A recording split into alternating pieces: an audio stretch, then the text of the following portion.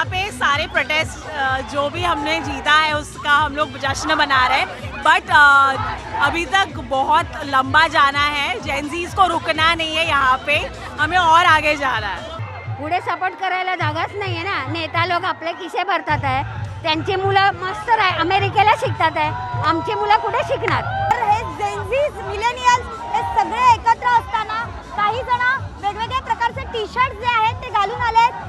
आपण बघतोय the beaters नावाने त्यांनी टी शर्ट वापरलाय आणि यामध्ये आपले नेते मंडळी आहेत। या मंडळींना आपण बघतोय की त्यांच्या तोंडावर त्यांनी ब्लॅक पट्टी लावलेली आहे। असा टी शर्ट घालून यावं का वाटलं?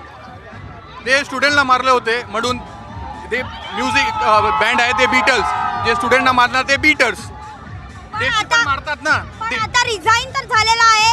आता जे आलेले आहेत शिक्षण मंत्री म्हणून त्यांच्याकडे कसं बघता, त्यांना काय संदेश देता, काय सल्ला देता? त्यांचा एकच संदेश आहे की त्यांनी त्यांची जबाबदारी आणि जिम्मेदारी घ्यायला लागणार, नाहीतर त्यांचा पण राजीनामा आम्ही मागूया। नक्कीच आपण बघतोय की इथे जेनझीज जे आहेत ते आहेत। एकंदरीतच इथे काय सांगाल, कशा पद्धतीचा जल्लोष आहे? क्या बात करो? यहाँ पे सारे प्रोटेस्ट जो भी हमने जीता है उसका हम लोग जश्न मना रहे हैं, बट अभी तक बहुत लंबा जाना है। जेनजीज को रुकना नहीं है, यहाँ पे हमें और आगे जाना है।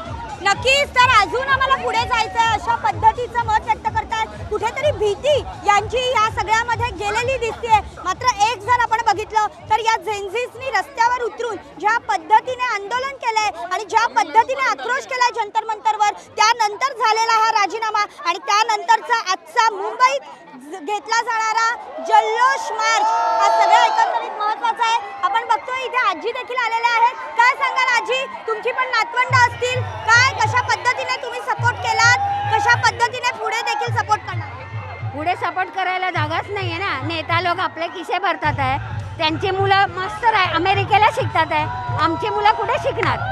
त्यांच्यासाठी पैसा कोण देणार सांगा? आहे का कोण? हां